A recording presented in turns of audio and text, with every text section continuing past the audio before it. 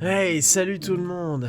Youpi. Bref, on va parler directement. Pour ceux qui ont suivi l'une de mes dernières vidéos qui parlait un petit peu de l'état d'Horizon Versus ainsi que de ma vie personnelle, voilà, genre le mec qui raconte sa vie, vous comprenez qu'en ce moment, c'est clairement pas le feu.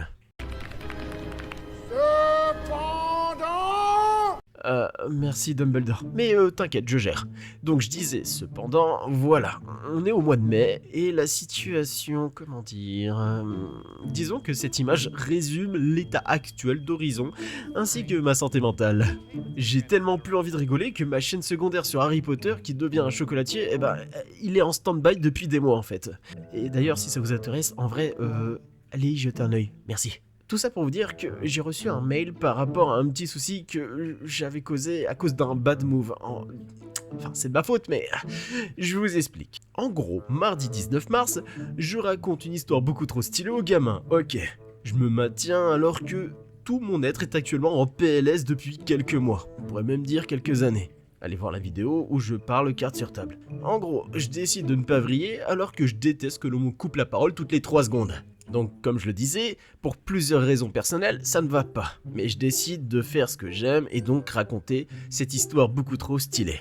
Au cas où, si vous ne le savez pas, je suis animateur périscolaire. J'aime mon travail. Ouais. J'avais avec moi dans le groupe d'enfants un gamin un peu particulier, assez provocateur qui aime bien avoir de l'attention par n'importe quel moyen, en utilisant un vocabulaire et des expressions, disons, assez recherchées. Bref, on le connaît bien, c'est clairement un manque cruel d'éducation qui lui fait défaut. Mais il adore mes histoires. Même s'il est un peu le premier à clasher et à menacer ses petits camarades, je le vois, il a l'air d'être à l'écoute et calme. Enfin, il clash tout le monde, mais ça reste calme pour lui. Difficile de lui demander plus. Bref, l'histoire l'intéresse. Yokata! Tout se passe bien, et là, ma collègue débarque et me pose une question. T'aurais pas vu, Bip? Je vous ai dit que je n'aimais pas que l'on me coupe la parole. Ah, et je n'aime pas être dérangé, surtout quand je raconte une histoire hyper stylée. Tu veux dire hyper fatch? Oui, exact. Bref, je ne vais pas bien depuis un bon moment, mais elle me pose sa question que moi-même je m'en fous littéralement en fait.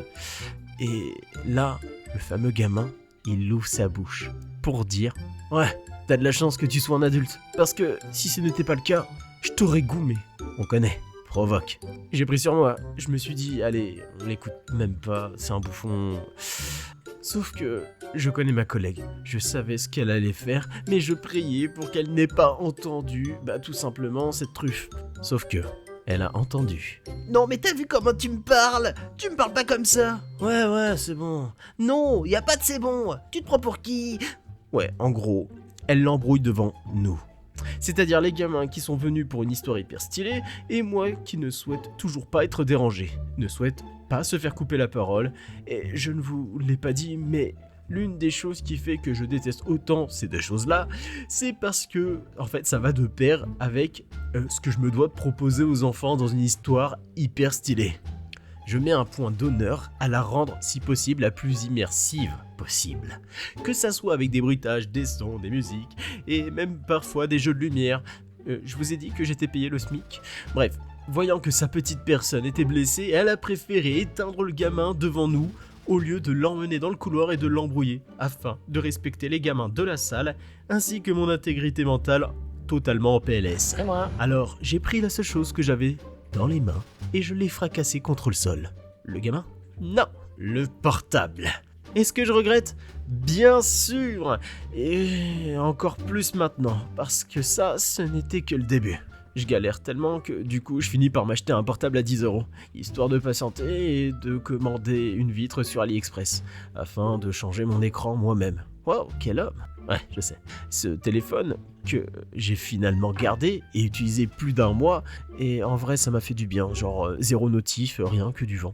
La seule chose qui me met un petit coup de pression en vérité, ce sont mes mails pro. Car ma boîte mail pro est inaccessible parce que j'ai eu la super méga bonne idée d'activer la double authentification. Et du coup, si je vais sur l'ordinateur pour checker mes mails, il envoie auparavant un petit code qui... Ah oui, il l'envoie à mon téléphone qui est pété, pas le tout petit à 10€. Non, Donc voilà, je suis en PLS pendant un mois, voilà. Mais je suis confiant, hein, je finis par recevoir l'écran de chez AliExpress, après plusieurs semaines d'attente et tout, bah je suis bien car je me dis, allez hop, je fais le montage et tout ça, tranquille, posé, et voilà, je me dis, je vais pouvoir prendre tout simplement mes mails et tout, voir tous mes messages des gens qui m'aiment et tout, et que j'ai raté sur WhatsApp, et peut-être des retours clients, car c'est arrivé au même moment où je vous ai envoyé en fait les précommandes d'Horizon Versus, enfin bref, voilà quoi. Je fais le montage de l'écran, je me débrouille, je l'allume, et là, je comprends que mon téléphone a un autre souci, la batterie. Elle est morte.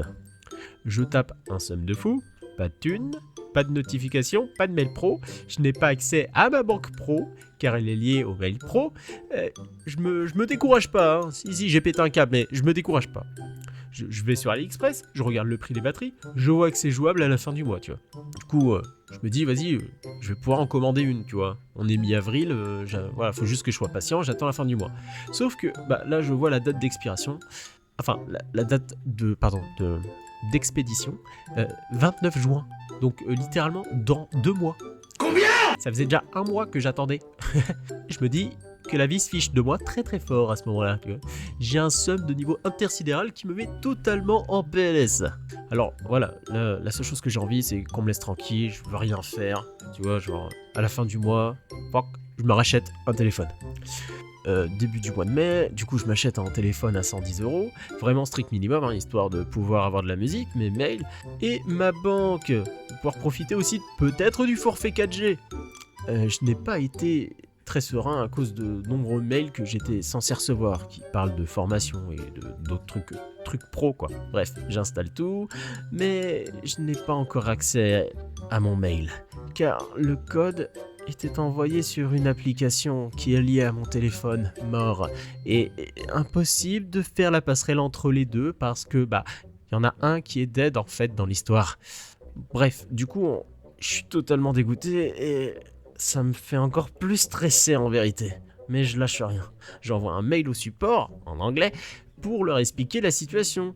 Que là, ça commence vraiment à ne pas le faire, de pas avoir accès à ces mails pro depuis maintenant un petit moment.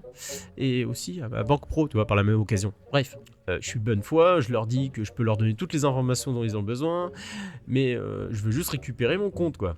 Le jeudi 2 juin, du coup, je reçois un mail me demandant plein d'infos, genre l'adresse, l'IP, l'endroit de création du compte, la date de création du compte. Qui a ce genre d'infos en tête ? Bon, bref, je réponds du mieux que je peux, du coup, en leur disant que je peux leur envoyer même ma carte d'identité, enfin voilà quoi. Je leur envoie le mail le samedi 4 juin. Lundi 6, rien. Mardi 7, rien. Mercredi 8, rien. Toujours rien. Le lendemain, du coup jeudi 9, je décide d'écrire un message genre en mode pitié, j'ai trop besoin d'avoir accès à mes mails, sérieux, je suis en PLS. En me disant, dans tous les cas, même si actuellement c'est le pont et c'est férié, et eux là-bas, chez eux, vu que c'est en anglais, c'est sûrement pas férié, quoi. Ils doivent bosser, ils sont en train de travailler sur mon souci, c'est sûr. Bref, faut pas que je m'inquiète. Et là, je reçois cet email le 15, donc littéralement 11 jours plus tard. Cher Nathan de la Truffe, malheureusement l'activation du 2FA limite l'assistance que nous pouvons offrir, car elle permet une protection sécurité du compte hors de notre portée. Point. La seule solution que nous pouvons vous proposer est de bloquer le compte afin que personne ne puisse l'utiliser à mauvais escient. Point. Est-ce une option pour vous ? Point d'interrogation. N'avez-vous donc aucune possibilité de le supprimer ? Car il s'agit de la fonction la plus sûre, et nous ne pouvons malheureusement pas le faire pour des raisons juridiques ou de confidentialité des données. Point. Je vous remercie d'avance. Point. Je vous prie d'agréer, madame, monsieur, l'expression de mes salutations distinguées. Robert, équipe d'assistance mail. Robert, écoute-moi bien. Va te faire foutre.